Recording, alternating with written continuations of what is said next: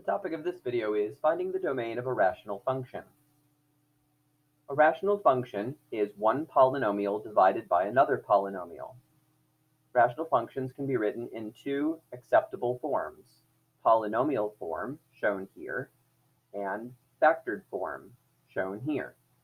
A shorthand way of describing the difference between these is that polynomial form consists of items that are being added or subtracted, whereas factored form consists of items that are being multiplied.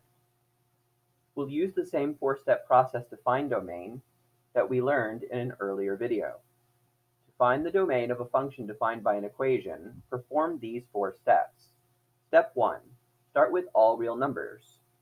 Step 2. If the equation contains any even index radicals, like a square root, or a fourth root, or a sixth root, etc., keep only the inputs and x values that make the radicand greater than or equal to 0. The radicand is the expression underneath the radical symbol. Step 3.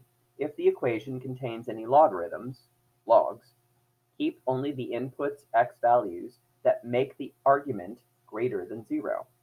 The argument is the thing you're taking the log of. Step 4.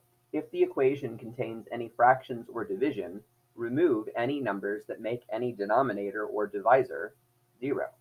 Now, the interesting thing about applying these four steps to rational functions is that, by definition, rational functions cannot have any even index radicals, and they cannot have any logarithms.